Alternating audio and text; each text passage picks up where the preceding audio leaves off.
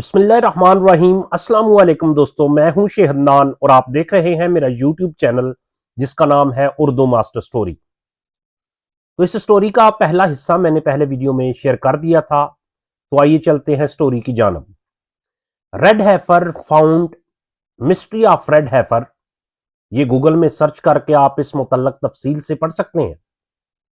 अलगर्ज कुर्बे क़यामत और दज्जाल के ज़हूर वाली तमाम तर तैयारियां वो मुकम्मल कर चुके हैं।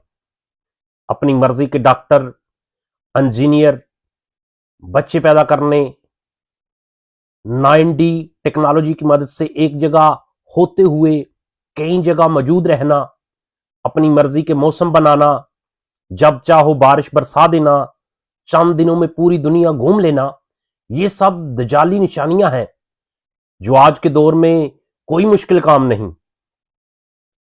हमारे इस्लाम में बताई गई क़यामत की निशानियों की उन्होंने इतने अच्छे से तैयारी कर ली है, गरकत के दरख्त लगा दिए जो उन्हें पनाह देंगे।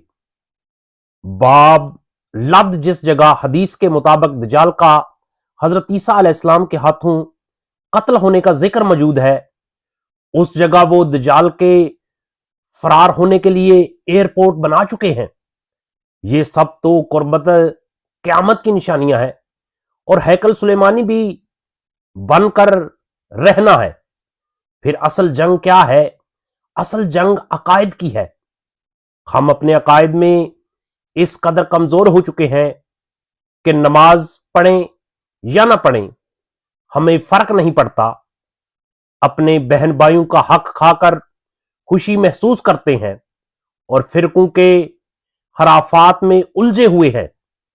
फलस्तीनियों के लिए सिवाय दुआ और एहतजाज के हम क्या कर सकते हैं?